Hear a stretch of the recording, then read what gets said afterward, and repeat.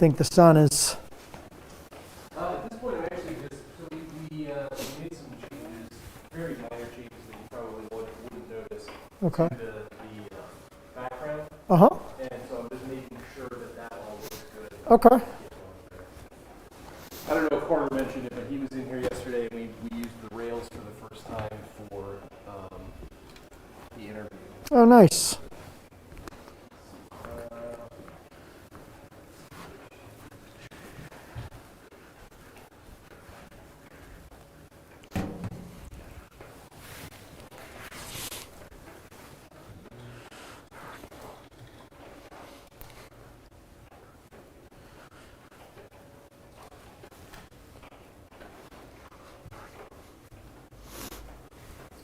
All right, so the first thing that we're going to have to do, Paul, is we need to redo your mark.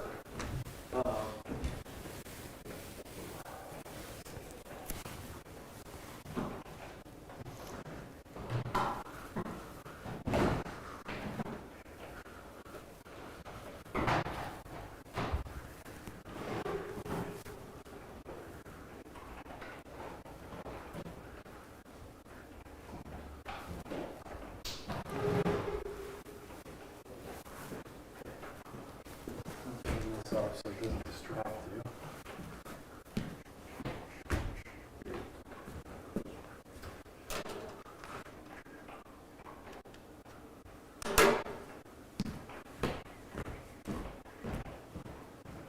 Alright, so do me a favor. Can you look at cameras 1 and 2? Okay. Take one small step to your left. And how much space do you have behind you? If you turn around and look at you, how far away are you from that? Oh, I'm a good 5 feet. So take, let's say, 2 steps backward from where you are. About there. Yeah, I think that's pretty good. So stay there, and I'm going to put a cross with an X on your left foot. There we go. Right there. And right there.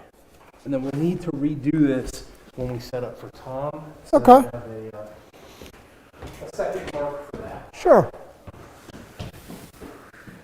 Okay. Let me just make sure that the lighting is good.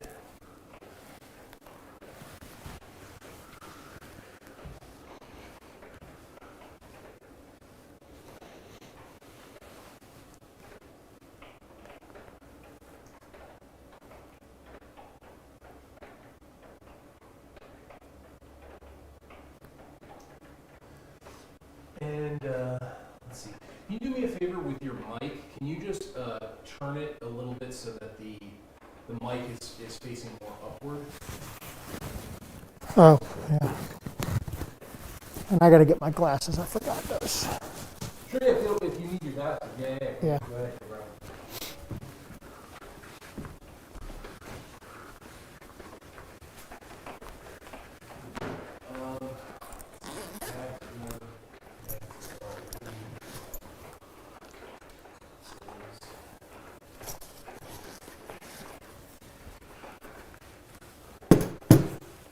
I'm going to turn my phone off too.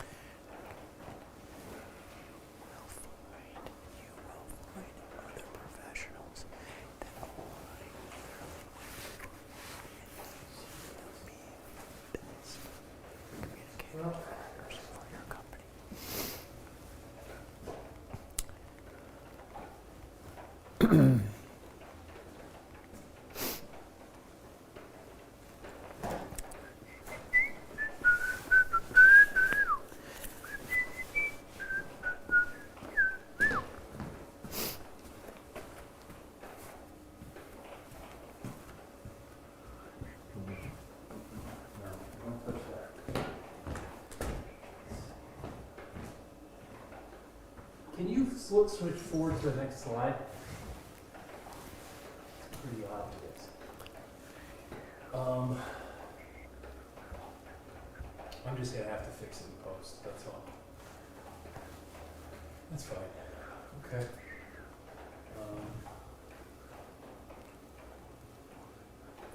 All right, Paul, I think we're good on my end. Hold on, let me just do a quick sound check with you, but not quite yet. I'll tell you when. Okay. Whenever you're ready.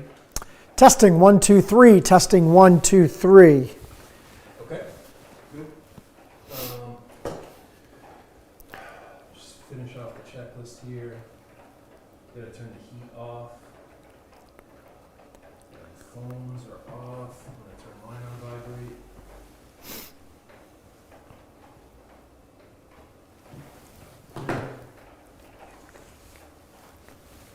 Do me a favor, can you confirm that the yellow light is on?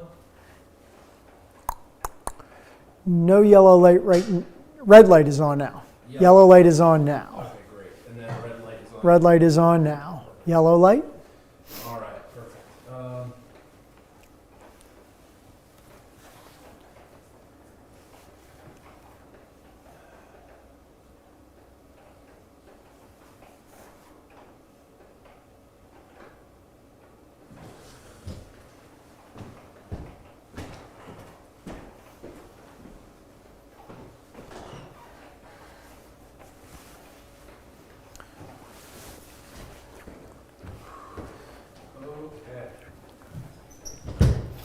to go? I am ready to go.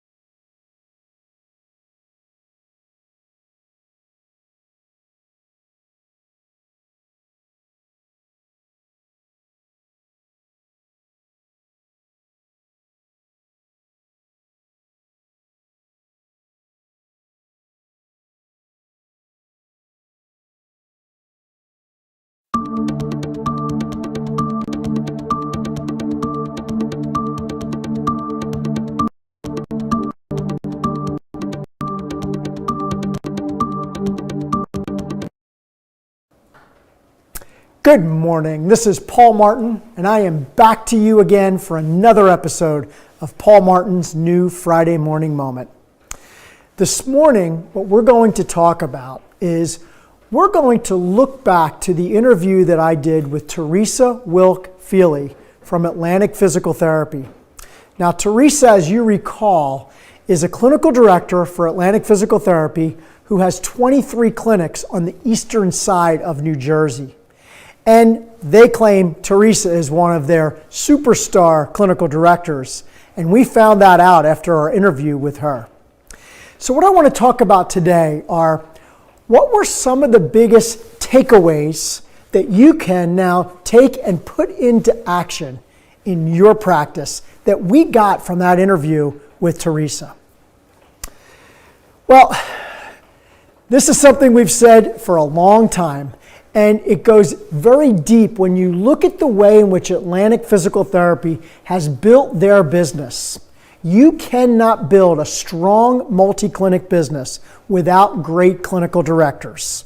And so that's an action that you can take today, is to begin to develop your physical therapists to become those directors who will be your leaders in the future.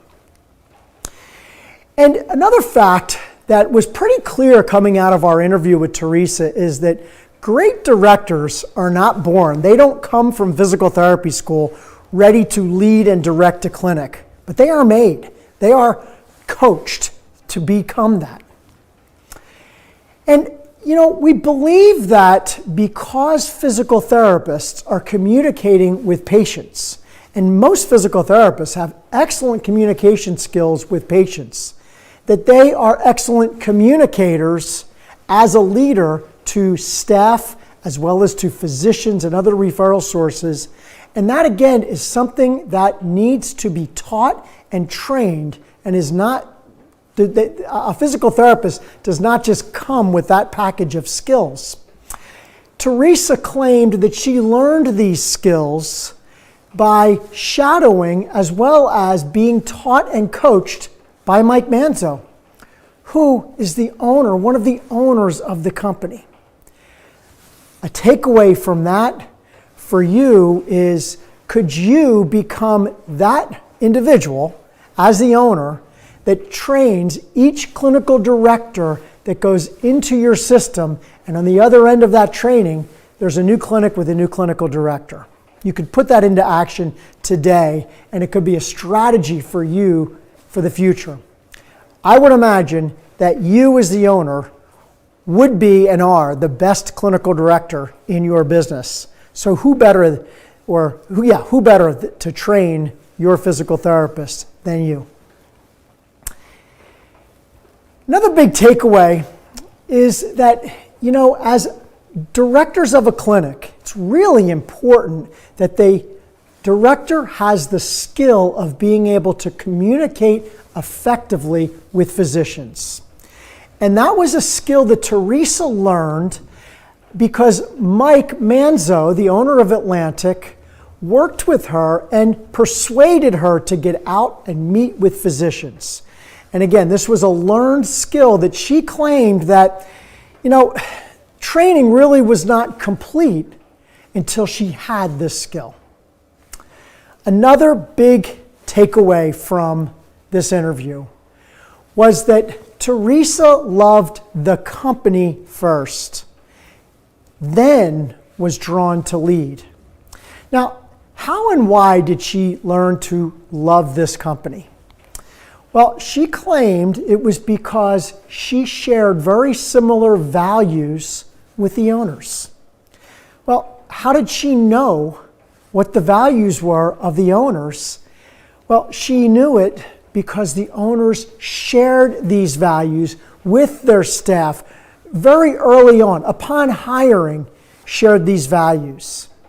And we believe, and Atlantic believes, that that becomes the draw for someone then to want to step into a position of leadership in a company.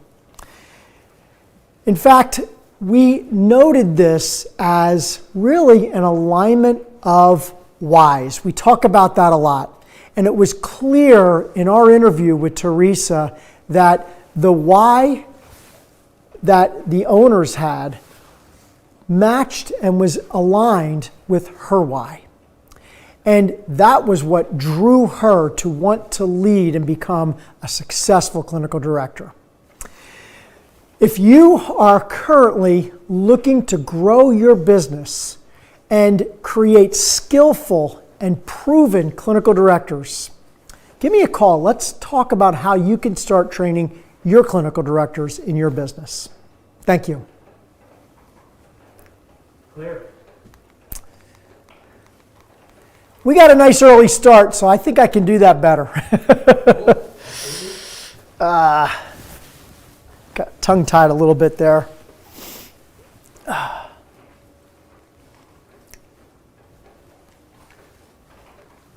All right, and I don't need a break. I can go anytime you want me to go. Yes, sir. Just give me 1 second. Stand by.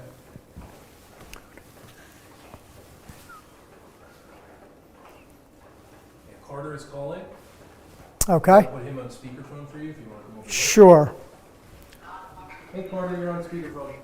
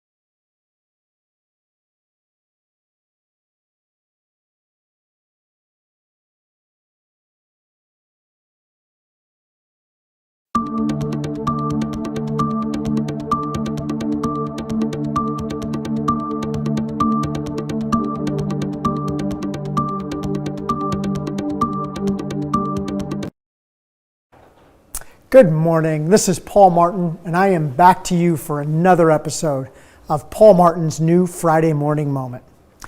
Today, what I want to do is to go back to an interview that we did last week with Teresa Wilk-Feely, who is what Mike and Dave Manzo, the owners of Atlantic Physical Therapy, claim to be one of their superstar clinical directors.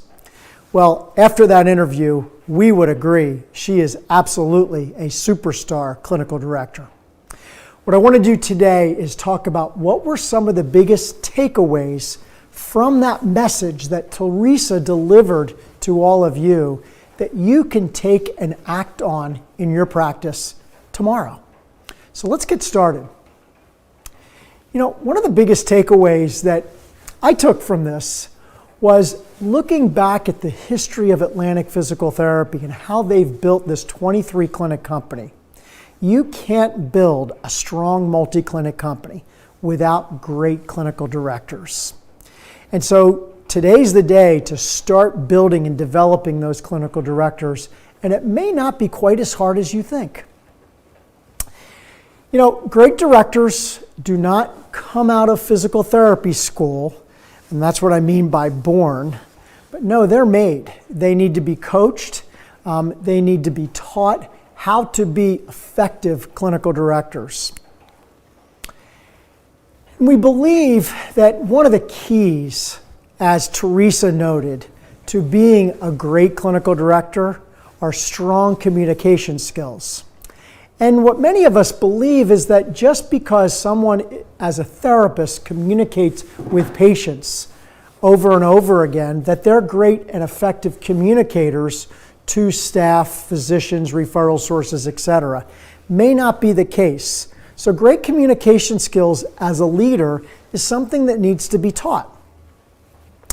And Teresa claimed that she also learned these skills from being mentored by Mike Manzo.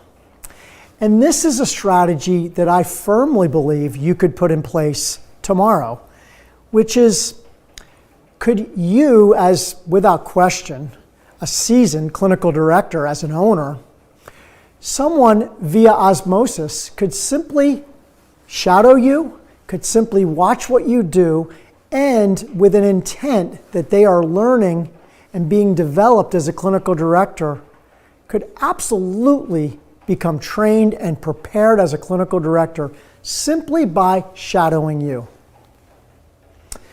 And Teresa believes firmly that that is how she was built as a superstar clinical director. You know, another one of the big takeaways from our discussion with Teresa is that she was really clear that Mike Manzo, in the early days of when she was a staff physical therapist, persuaded her to get out and meet and communicate with doctors and physicians directly. Again, this is not something that very few physical therapists come out of school with the ability to effectively communicate to a physician face-to-face. It's a learned skill. And Teresa really convinced me that the training of a clinical director is not complete without that skill.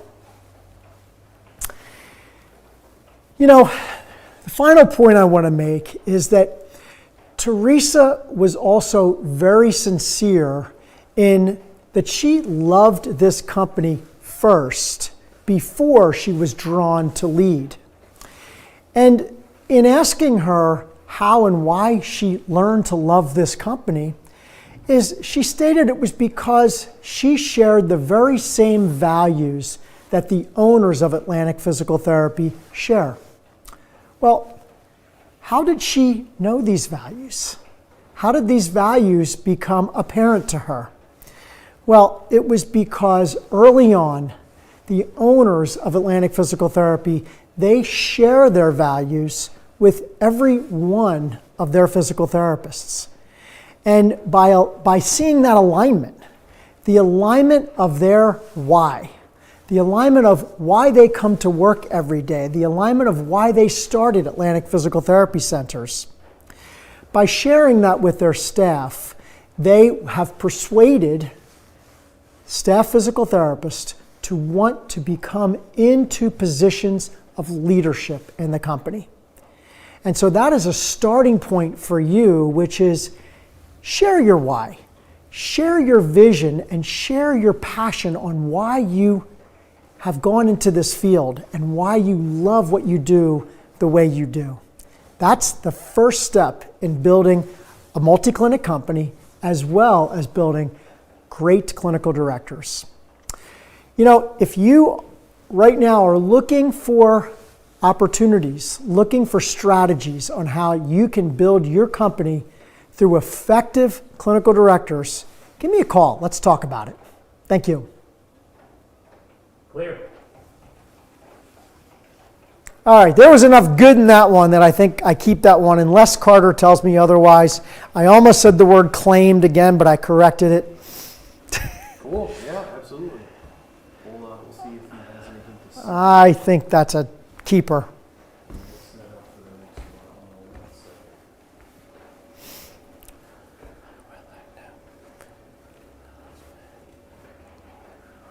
Here he is. Carter, you're on speaker. Yeah, if you just fix that second claim, I'm good. Okay, yeah, I fixed it. I didn't say it. No, you said it, and then you said it, and you said she believed. Yeah. You did a claim before that, earlier. You didn't maybe catch. And I'm sorry to be so harsh about that, but the world out here really does think claim is a suspicious term. But Philip can edit that second claim when you repeated it and said believe. Okay. Uh, So yeah, no. All right, cool. Thank you. Well, so if I'm going to edit it, I need a new take of it.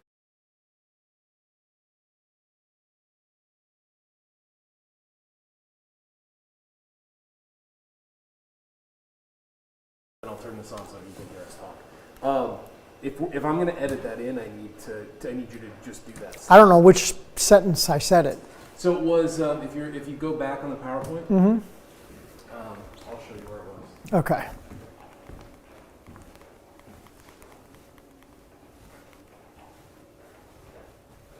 Keep going. Keep going. Keep going. I think it's on the next. Oh no, right there. So what you said was Teresa claimed that she learned these skills. Well, it's actually in the PowerPoint. Yeah, exactly. Yeah. So I think that's what you said. Teresa learned these skills and claimed that. Yeah, I disagree. I totally disagree with that. If I say Teresa claimed that she did not hit that baby driving her car, she claims she did not hit that baby, I think then it's claim. But she's claiming that communication skills are really important. I disagree that people are going to see that and feel that and hear that like, oh, she really didn't mean that. She's just claiming that. She didn't really mean that. She's not claiming that she didn't, murder her mother. I'm okay with it. And I'm not worried about that even the least bit.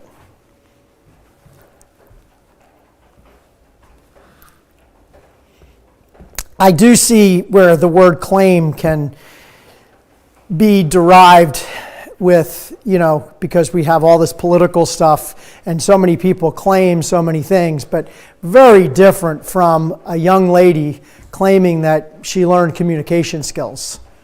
Do you want to redo that slide? No, I want to move on. Yeah.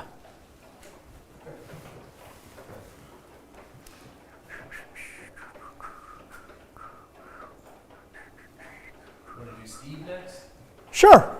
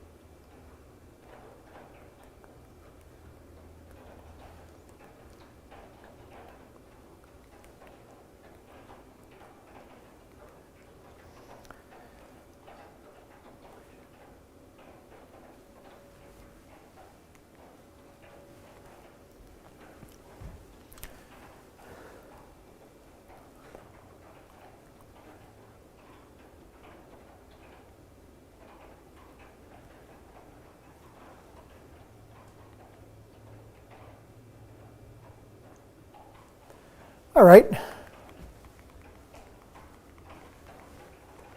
to go? I'm ready to go.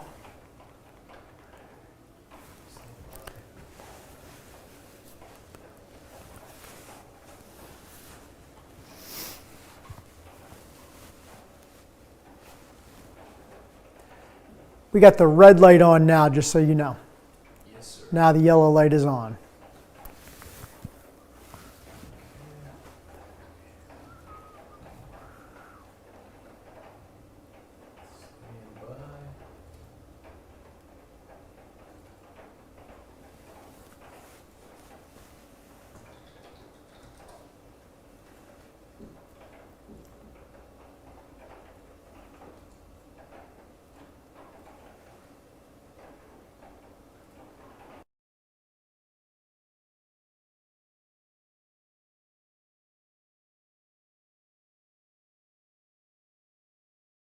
Stand by.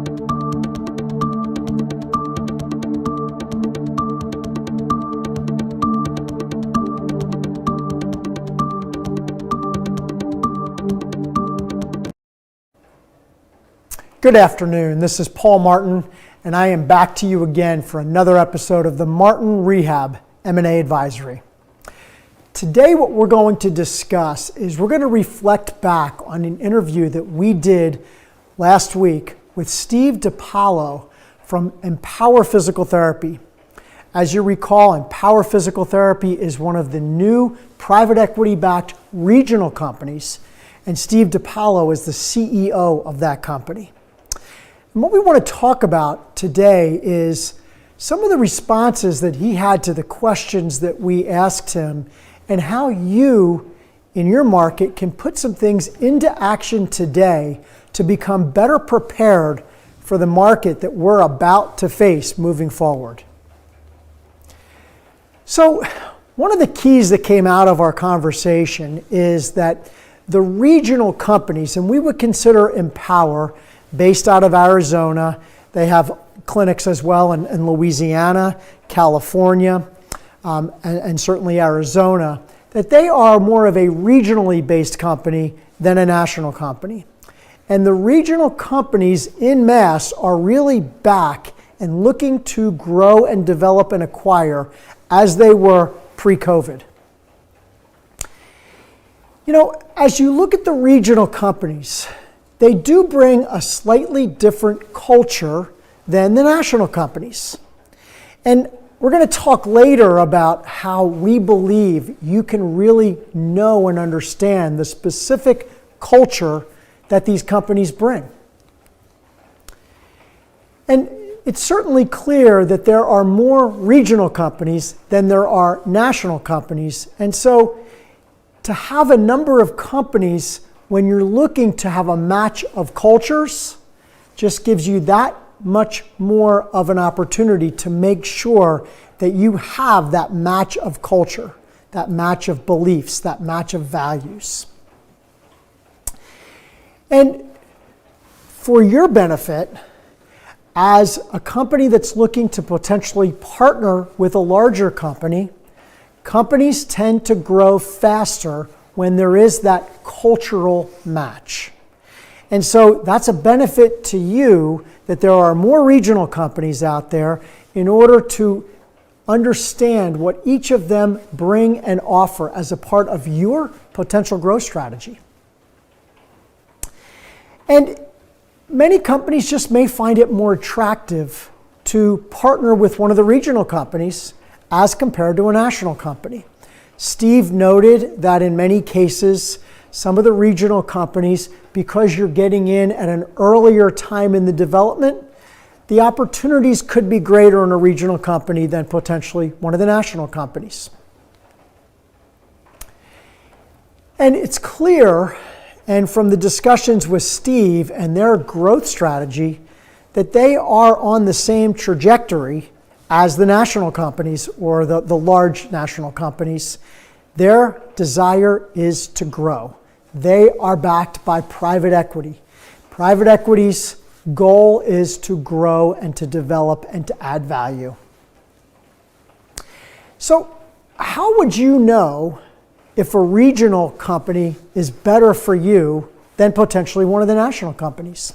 And we said this earlier that we were going to come back to this. You got to meet with them. You have to sit across the table from them and have a long discussion where you're not only just talking about what you do and what they do, what their goals are, what your goals are, but you're actually sharing stories. Because it will be the stories that they tell and the match with the stories that you may tell that we believe and we find becomes that match of cultures. Cultural matches many times are the stories that they tell, and the only opportunity to have them tell those stories is to actually get face to face with them in a process where you're doing this with many acquirers, one by one, and then drawing those comparisons to pick the best match for you. You know, Empower and Steve's clear message is that it was a fight, just like we all had to do. They had a fight to get through COVID. And that their private equity sponsor, Sheridan Partners, Sheridan stayed very close to them, obviously, through the entire COVID-19 pandemic, and continues to stay close to them to help them continue to drive through this. But again, it was a team. It was, we're going to do this together.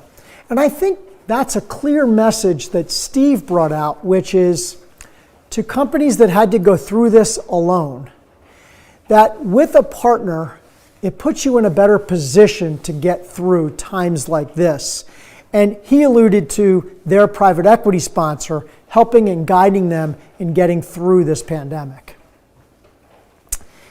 He also discussed that growth is essential. So Empower, as well as many of the other regional companies, they are back looking for very specific opportunities in markets across the United States in order to grow their footprint. You know, in asking Steve about valuation and how they're looking at valuing companies, he did offer to us that they are certainly understanding of the months of COVID-19, and they are certainly not going to devalue your business because you happen to be down during some of those months. So there was some flexibility in the valuation methodology as we walked through that with him. And I think that's key and crucial right now. Many companies look over their last 12 months and say, well, we had 5 or 6 really bad months. Should we consider going into the market now? Or should we wait till we have a full 12 months?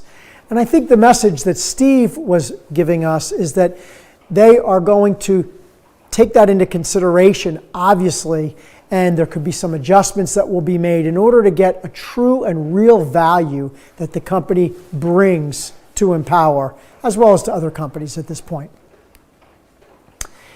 And I think that valuation methodologies and value can also be driven if these companies are forced to compete.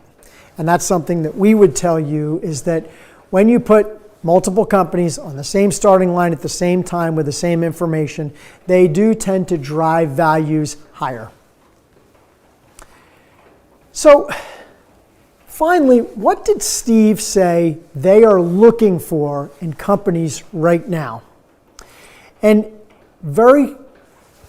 it's very similar to what we've said all along, which is they're looking for companies with strong operators, and they're looking for companies that have shown the ability to grow. And he noted that specific startup growth as well as acquisition growth was something that is very attractive to Empower. And when you're in a growth mode and you're currently growing and you can map out your growth strategy for the future, it shows that, Steve noted that they want to find companies where the owners still have gas left in the tank. That's a clear indication that you have that gas left in the tank.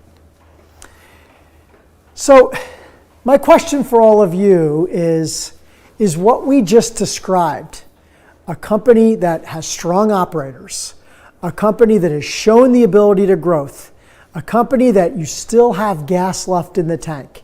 Is this you? Because those are the companies that are going to get the best deals in this market. If you are looking to become that, or if you believe this is you and you want to test this market, give us a call. Let's have a conversation. Thank you. Clear. These are hard, Philip. Yeah,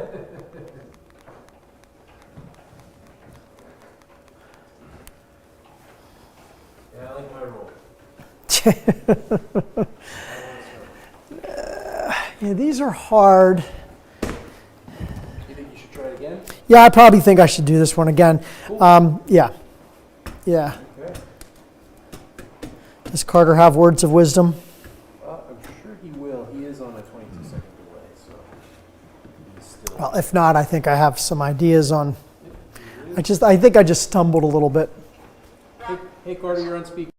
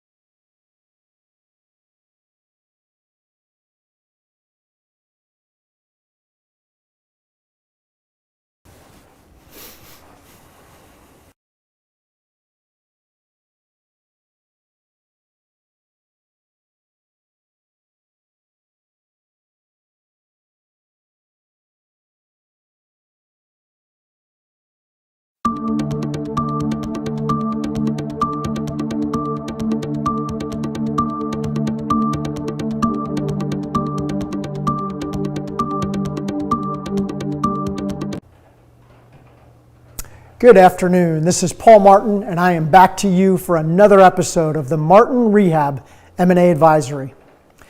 Today, what we want to talk about is what were some of the biggest takeaways from the interview that we did with Steve DiPaolo, the CEO of Empower Physical Therapy.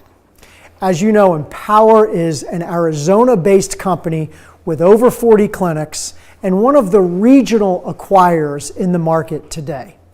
So let's jump in.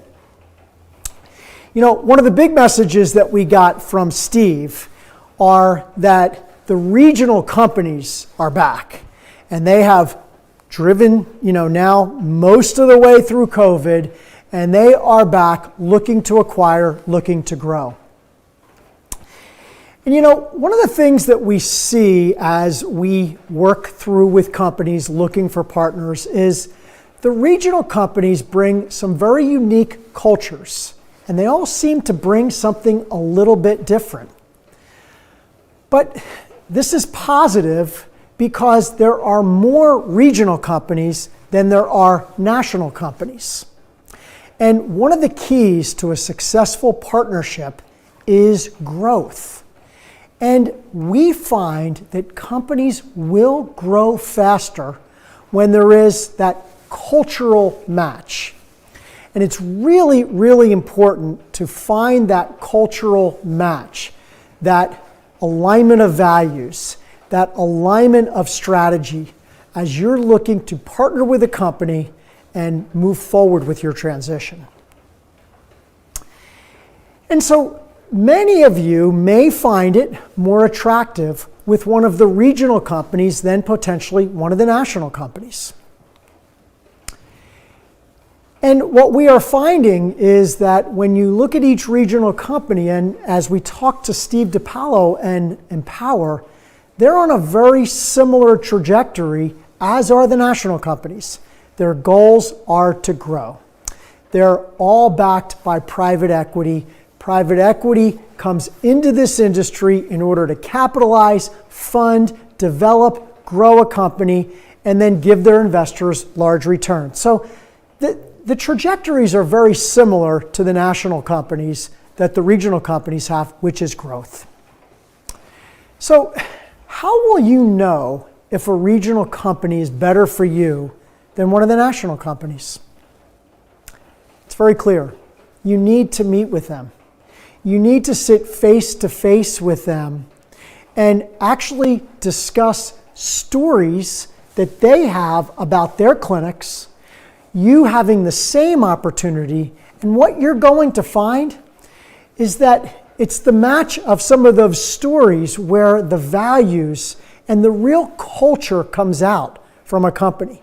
And this is with the CEO of the company, this is with more than likely the development person, but we also, when we put our clients in front of companies, we want to make sure that one of the operators from the company is there as well, because that's where you'll really see that match of cultures moving forward.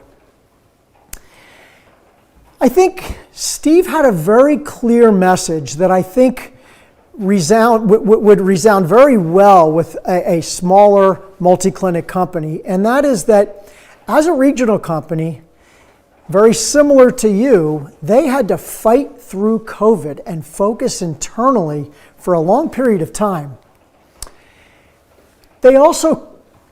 Steve also had said that Sheridan, their private equity sponsor, maintained a lot of focus on helping and guiding them with financial strategies on getting through COVID. And I think what we talked about is that, when you have a partner, many companies out there working independently are now sensing that to try to get through another period like we had with COVID would be better to do with a partner than doing it on their own. The other clear message that Empower and that Steve gave was that growth is essential and that these companies are looking to acquire partners in order to trigger growth. They're not really looking for partners that are looking to exit or stop working. They're looking for partners who have a growth strategy. They can come in and can stimulate and can put that on a trajectory to execute on that growth strategy. And then one of the last points that Steve made, we discussed valuation, and Steve made it really clear that they're going to be flexible based on the months that companies went through COVID. And we have seen this from not just the regionals, but also from the national acquirers. So if there's a fear that you should not consider going into the market now because of those COVID months, wipe that clean and have us take a look, because it's your response, the way in which you've responded through COVID will be a key determination to the value that you will bring today. And what we're finding is that there are adjustments made for those COVID months, and Steve alluded to that clearly. And I think what you're also going to find is that valuations will also be driven higher if companies are forced to compete.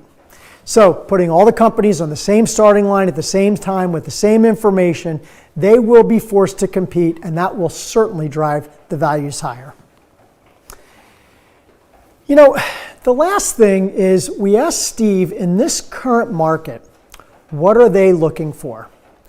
Well, not too different from what they were looking for pre-COVID, but I think in this market, it becomes a much more concerted effort to find the types of companies out there that bring, first, very strong operators. So the way in which you have driven your company through COVID will be a real important aspect to what these companies are looking for now. And secondly, it's the ability for growth. And Steve said that companies that show that they have been able to do successful startups, as well as companies that show the ability to acquire, will drive higher values than companies that have not shown this ability. And I think the last thing that he alluded to was that they're looking for owners that have gas left in the tank.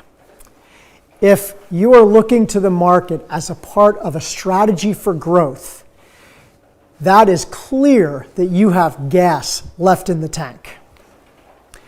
So, as we went through the dynamics of a company that Steve and Empower and other regional and the national companies are looking for, which is strong operators and the ability to grow, is this you? And if you think this is you today and you're looking to go to the market, or you think this may not be you and you need and desire strategies to get there, give me a call. Let's talk. Thank you. Clear. I like that one better, Philip. Good job, Paul. Yeah, I like that one a little better. I did some things better in the first one, and I'm not going to look for you to match those things up. I think that one was good. Cool. I hope Carter liked it too. If Carter still really wants the first ending, that's an easy splice. I think. Yeah, I think that ending was, Yeah, I mean, I think Yeah. it was good too, but he Yeah. seemed very. yeah. Next one, and I think we're good on time.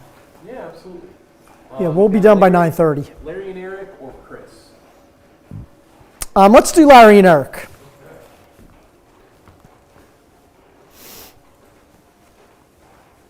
Here's Carter. I'm going to throw him on speakerphone. Okay. Hey, man, you're on speakerphone. I say go with that one, and if you can splice it, and then Clyde, if you can't, we'll be all right. Yeah. The ending wasn't quite as good as the first one, but I thought it was. Yeah, got the point across. Yeah, I can do that. No sweat, Carter. Cool. Go, man. All right. Thank you. Thank you for your comments. All right, sir.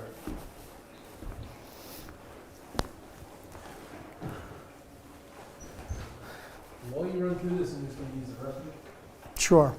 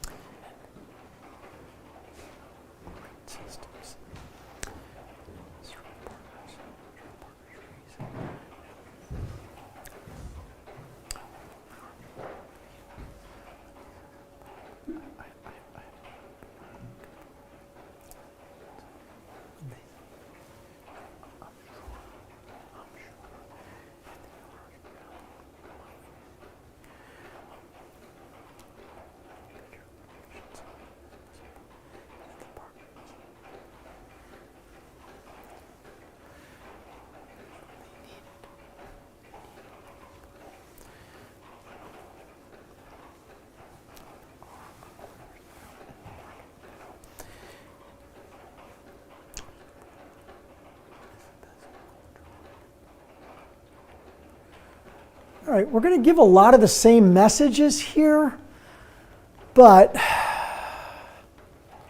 I think we're still good because it's very, very different. Because now we actually have, yeah, okay. But I got to remember that this is going to come before Steve DiPaolo. So I got to make this like it's brand new information for people. This is new information. People have never heard this before.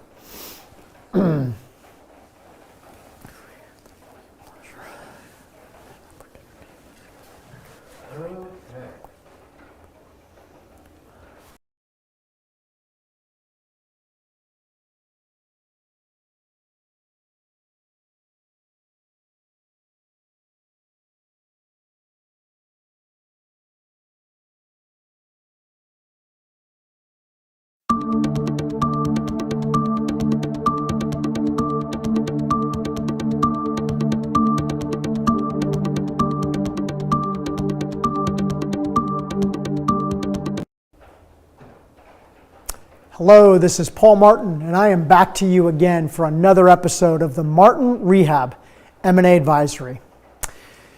We are going to be talking about today, reflecting back on an interview that we were able to do, which was an interview with Larry Benz from Confluent Health and Eric Herklows from Strive Physical Therapy. And when I tell you it was a pleasure to do this interview, I'm going to start again if I could. Sure, still rolling. Yep. Good afternoon. This is Paul Martin, and I am back to you again for another episode of the Martin Rehab M&A Advisory. Today we are going to reflect back and bring some takeaways from an interview that we did with Larry Benz from Confluent Health and Eric Herklows from Strive Physical Therapy and Rehabilitation. You may recall that the Confluent and Strive merger, Confluent and Strive partnership, was the largest transaction in 2020 in the rehabilitation industry. Confluent Health with over 230 clinics and Strive with 23 clinics. And what we were able to pull from the interview with Larry and Eric was that there has never been a better cultural fit than what they believe they have put together with this partnership. And so, what does a cultural fit really mean?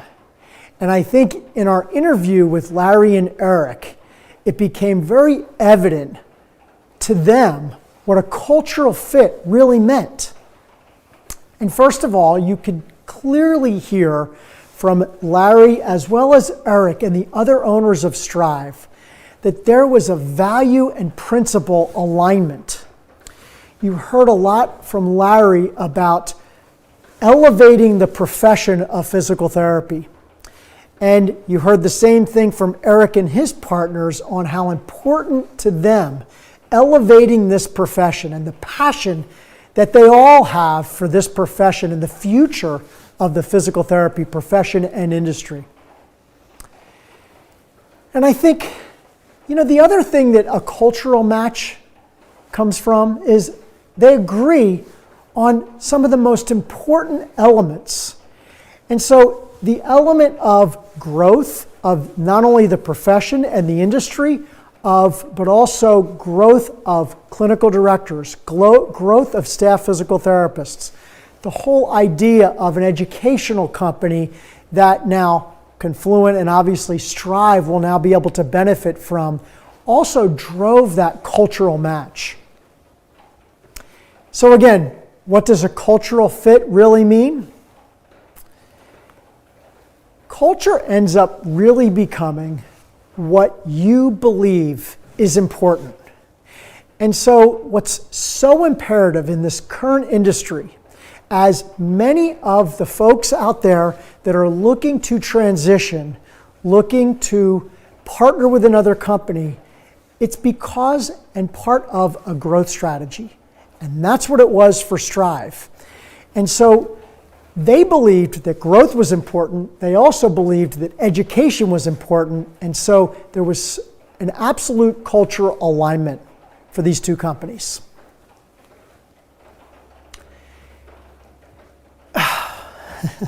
Shoot.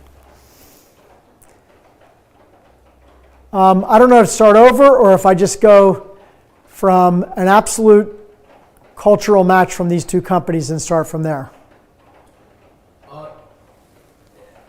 You're going to hate me, but I think it's probably better if you start over. All right, no problem. I'm not going to hate you at all. All right, I'm going to keep rolling on this one. no problem. Good afternoon. This is Paul Martin, and I am back to you again for another episode of the Martin Rehab M&A Advisory. Today, we're going to reflect back on an interview that we had the opportunity to do with Larry Benz from Confluent Health and Eric Herklows from Strive Physical Therapy. These two companies have partnered, Confluent has partnered with Strive, and it was the largest transaction in 2020 in the rehabilitation industry. Confluent with over 230 clinics and Strive with 23 clinics. And they have now partnered in order to form a new company in New Jersey, Strive Rehabilitation. Oh my gosh. Can I just keep going? I'm going to do a cut really quickly. Okay, shit. All right.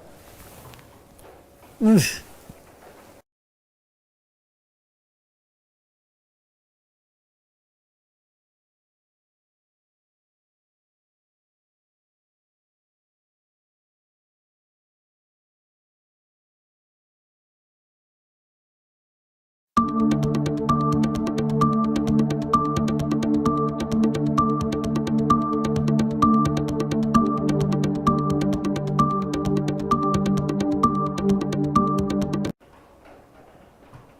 Good afternoon. This is Paul Martin, and I am back to you for another episode of the Martin Rehab M&A Advisory.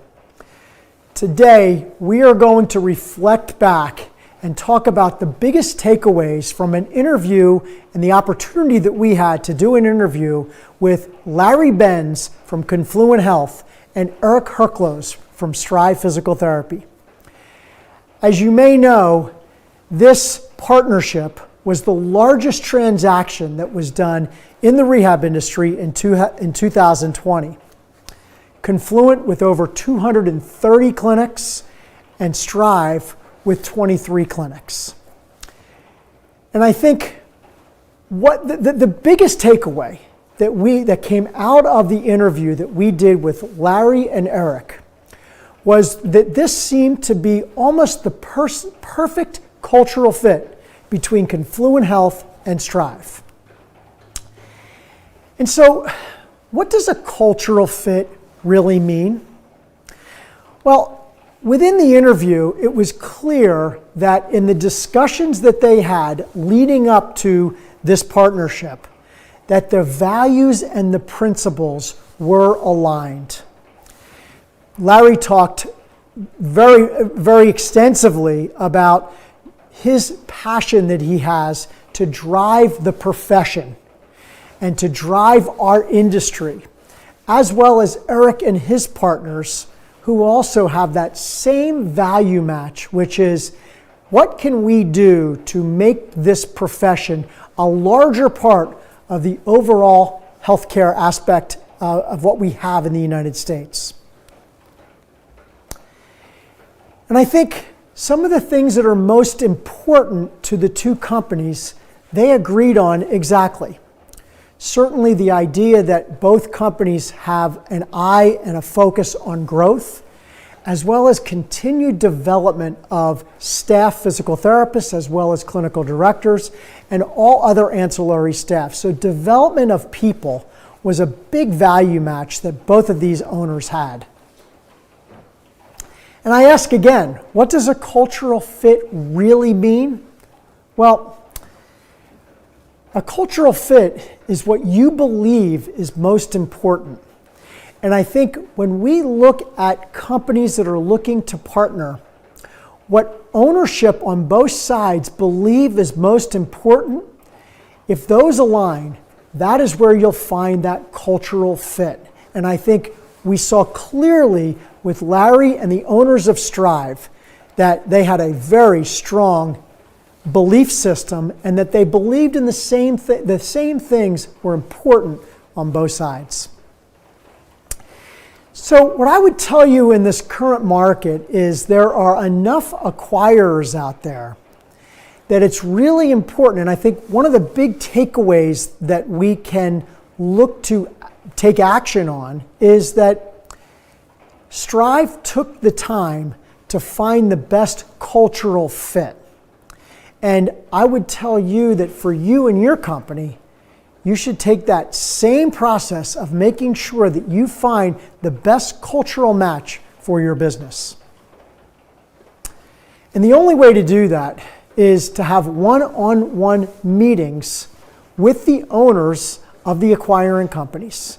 And we took Eric and his partners through that process, and they came to the conclusion that Larry and his team were the best cultural match for them. You know, another key is looking at the industry today, and Larry is absolutely, in terms of companies that are out there and acquiring, Larry and Confluent have done more activity, have done more acquisitions over the last several months than any companies out there.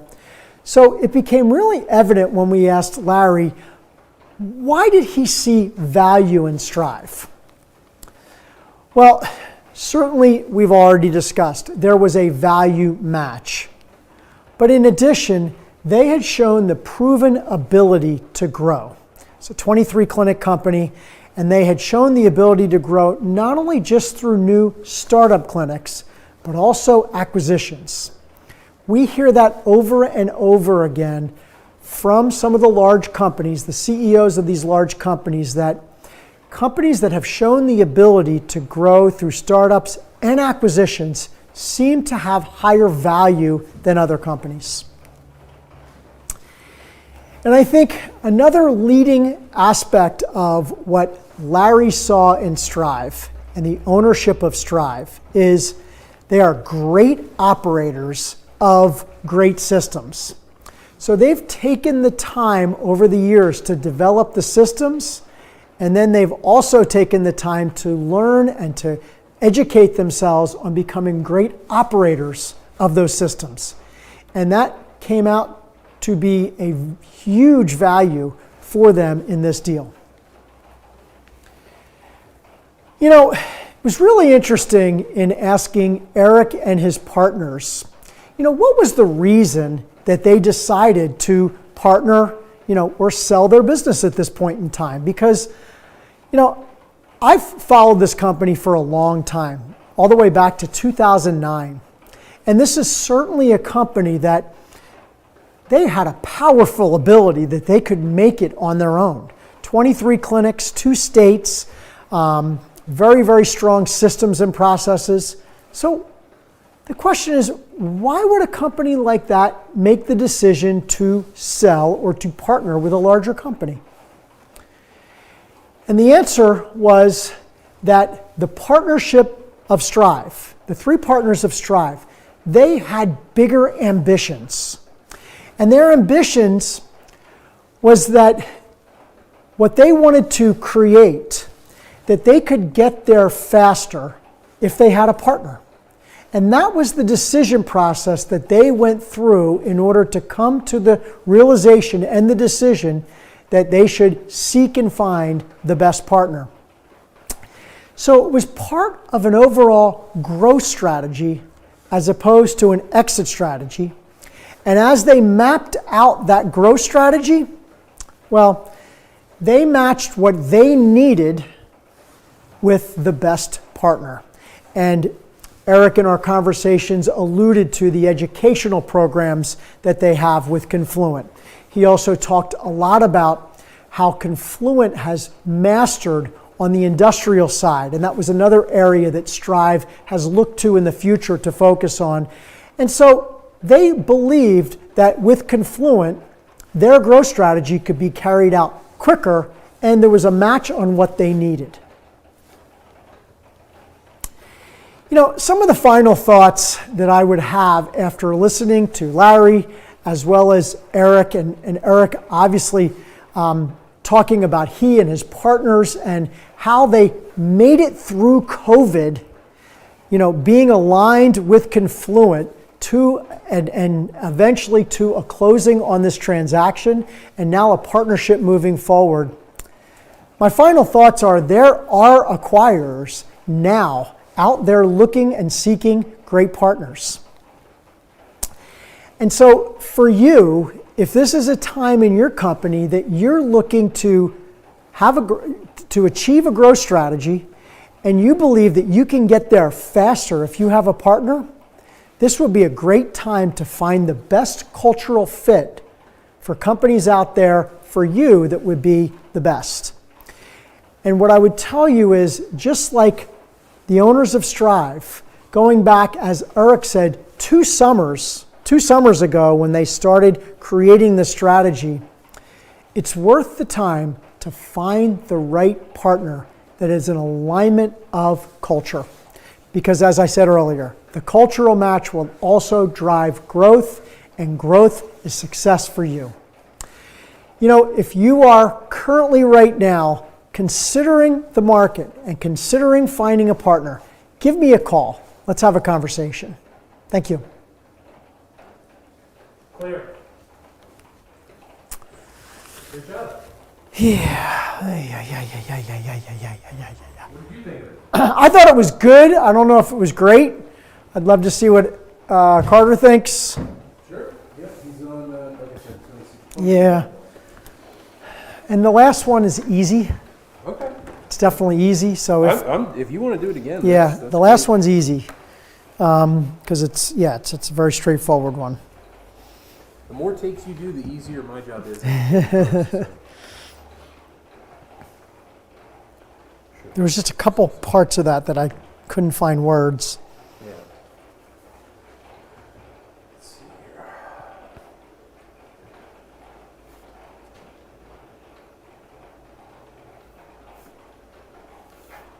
Oh.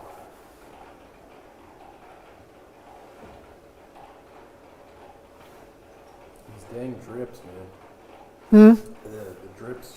Yeah. Enough to drive you nuts. When I'm in here working, it's just like, I don't know, some people, they like working like with a metronome or something like that. For me, it's like, it's distracting.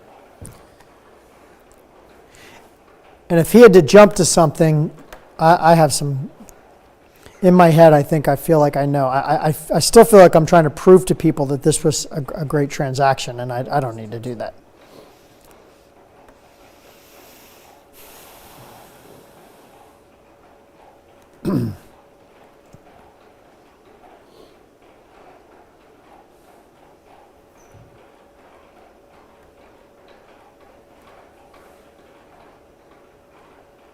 How's Kahlua? She's doing great. Yeah, I am going to head to Avalon hopefully after this, but she's not going this weekend because my son's going to be home, and it's to get her all up and get her down there, and it just she can stay right in. So she's doing great.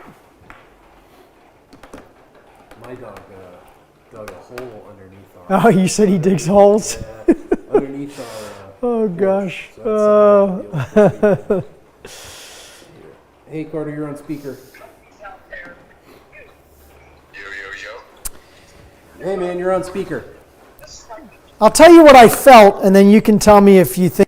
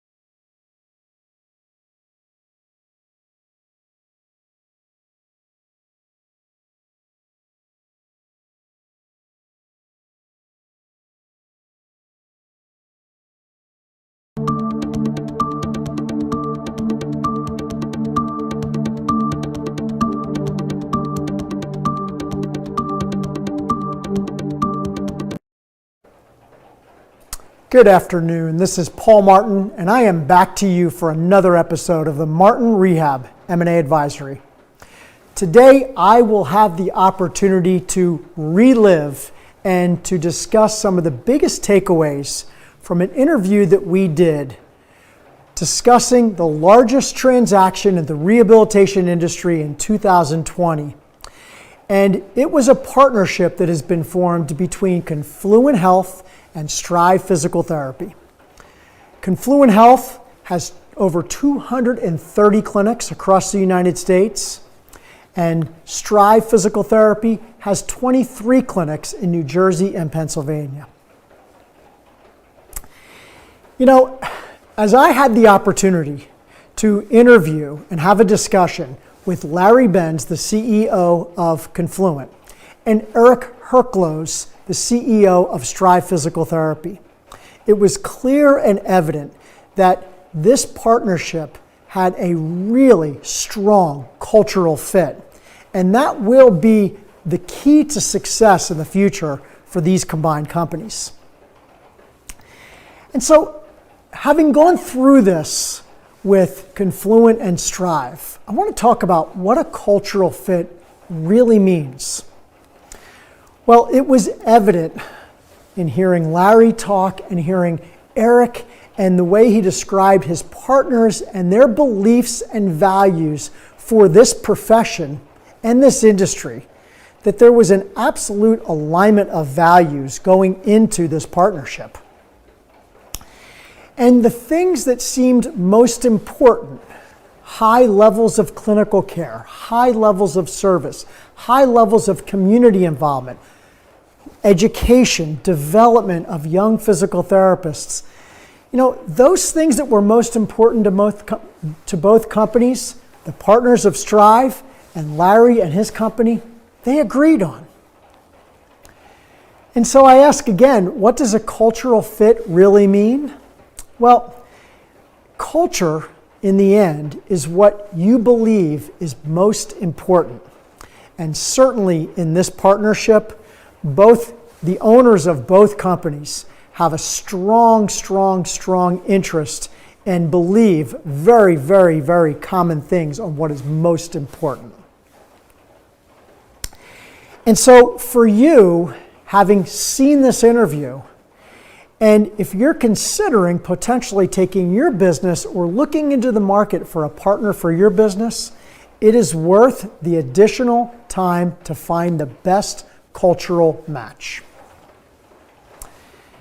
And the only way to do that is to run a process where you have companies that are all on the same starting line at the same time, and that you get the opportunity to have one-on-one meetings with these companies and with the CEOs, with the folks that are running the markets, the operators. That's the only way you really get that opportunity to understand if there is a cultural match. And I'm here to tell you that we've done many of those meetings where there's not a cultural match, but that's the only way you can find that out. So where did Larry see value in Strive? And I think we look at this as Larry Benz, certainly with one of the larger companies in the country. I would tell you that this is where most of the acquirers are seeking value in companies across the United States in today's market.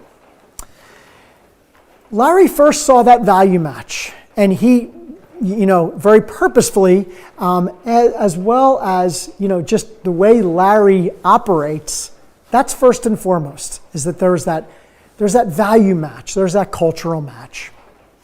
But he also saw the proven ability of Strive and the owners of Strive to grow.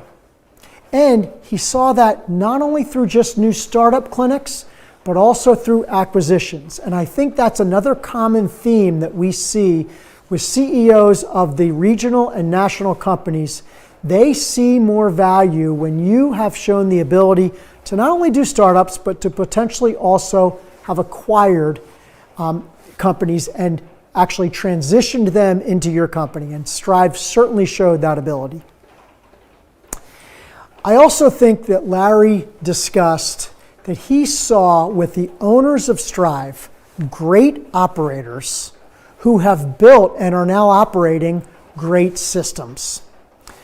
So a takeaway from this is take a real close look at the systems first, and then how can you become great operators of those systems?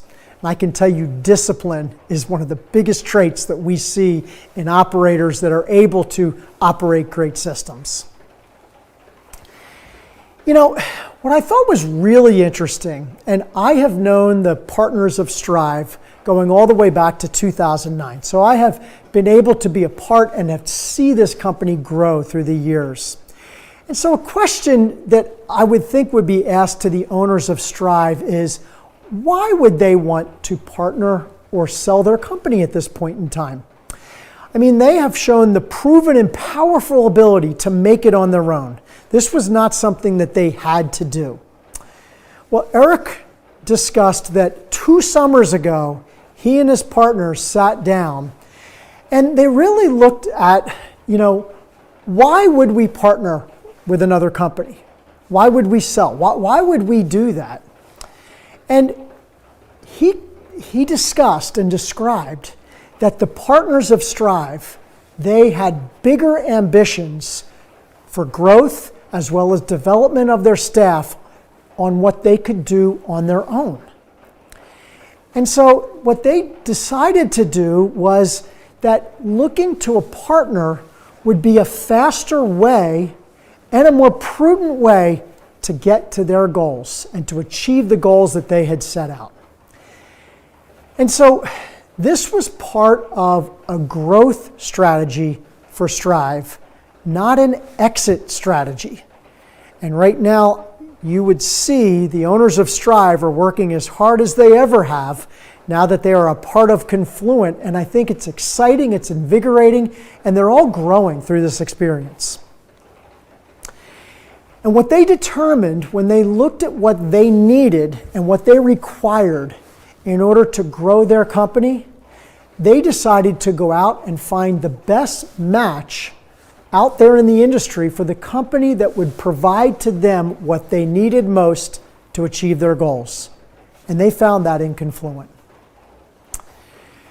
My final thoughts, and again, it was, our company's distinct pleasure to have worked with Strive through this process and to have now matched them and partnered them with Confluent. My final thoughts for you are that there are acquirers in the industry today looking for partners across the United States, and that coming through and out of COVID, these companies are now once again becoming very focused on growth. And so for you, if what you are looking to do is grow faster, the way you will do that is to find the best cultural fit, which is exactly what Strive has done, and to see in the future where you want to be and what company would be the best fit in order to get you there. And I will tell you that it is worth the effort to find that right company.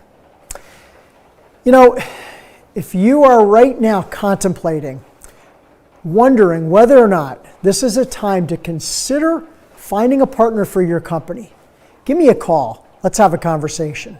Thank you. Clear.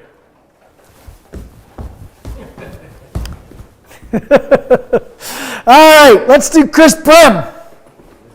I couldn't do that any better. If you paid me $100,000 for me to do it again, and I would get $100,000 if I did it better, Yeah. I wouldn't make my $100,000. I don't think I could do that any better. That's a big motive. Don't think I could do that any better. And if my wife doesn't love that one, then I don't know what else to say. All right.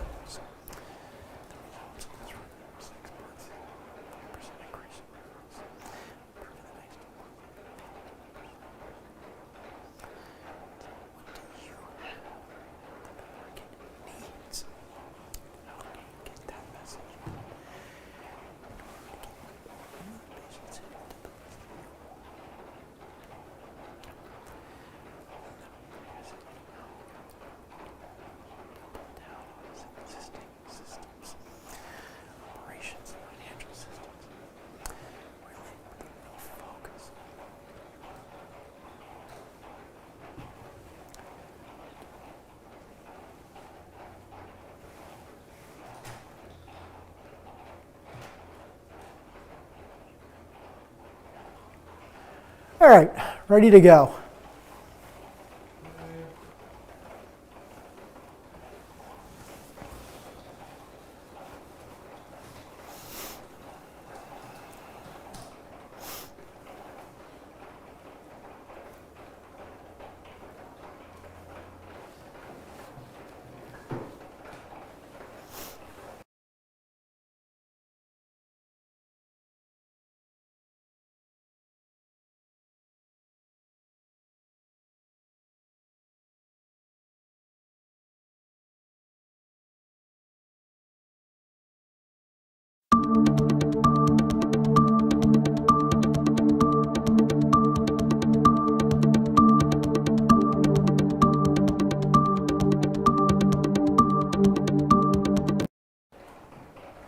Good morning. This is Paul Martin, and I am back to you for another episode of Paul Martin's new Friday Morning Moment. Today, we're going to reflect on an interview that we did with Chris Brem. Chris is the owner of Lifeline Physical Therapy and Pulmonary Rehab, which is a 6-clinic company in Western Pennsylvania. What I want to talk about today are what are some of the takeaways from that interview that you can put into action today.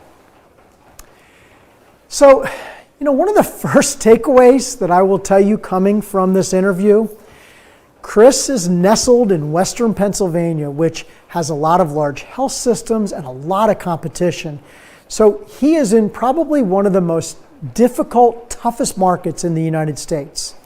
And what I'm here to tell you, with what we see happening in today's market, a lot of markets are heading towards becoming this kind of a very difficult and tough and competitive marketplace. So you're going to need strategies to continue to thrive and to continue to protect and to grow your referral base. Chris saw many years ago that he had a real niche in his pulmonary rehab. The issue he had is that he and his staff knew what a great job they did with these patients, but he had not been able to build a bridge between what he did and what his staff did so well with their patients and the outside new patients and referral sources, not only physician as well as community and hospital referral sources to this program. So he needed to build that bridge to start bringing more patients into that program.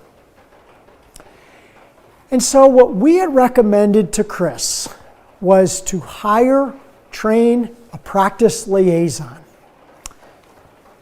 So Chris went in this direction, and when we were guiding him on looking for a practice liaison, one of the big criteria for his practice liaison was someone that would have the ability to develop relationships. And that's key. And if today you are considering the addition of a practice liaison in your company, that ability to develop relationships far outweighs someone's sales ability. In addition, Chris put to use proven tools that the practice liaison can use in order to know and have a focus on who and where they should be making their efforts. Who should they be in discussions with and why?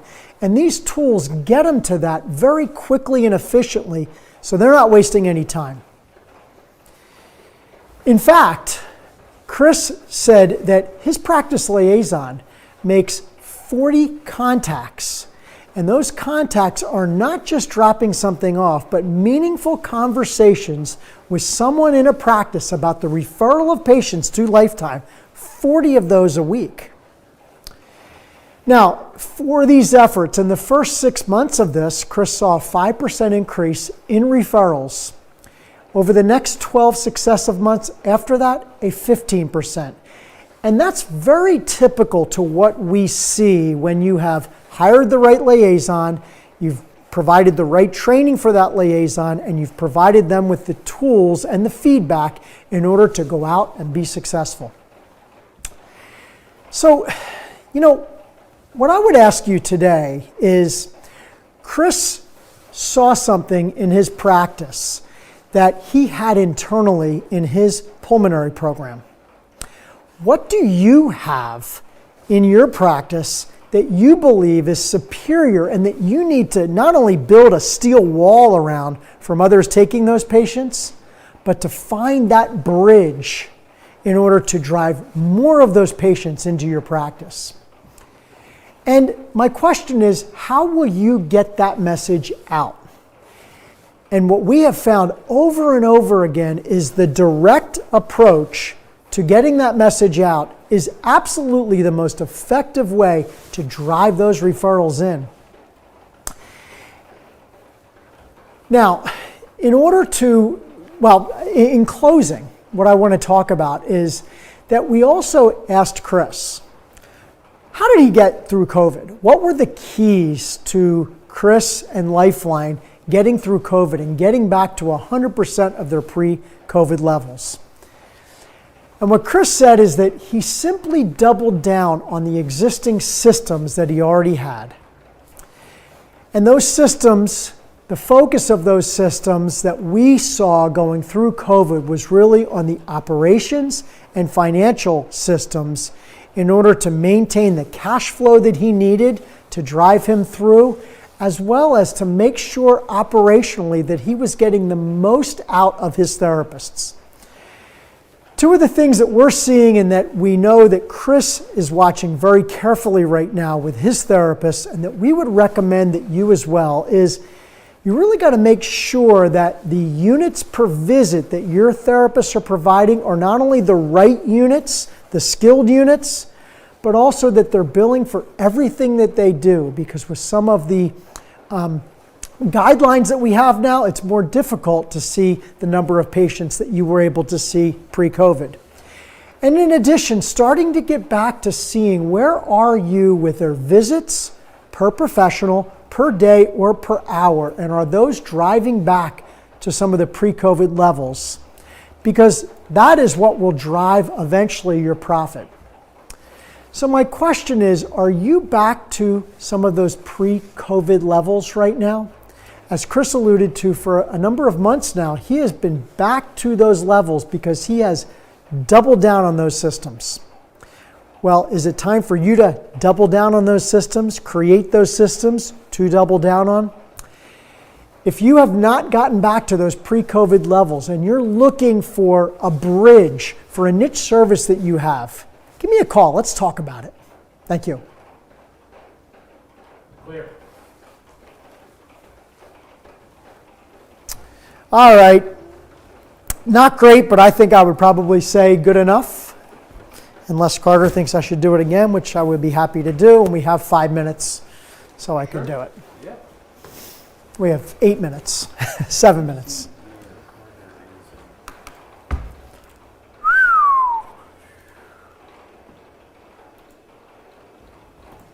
The only stumbling block was when I went to the operations side. I kind of stumbled a little bit there.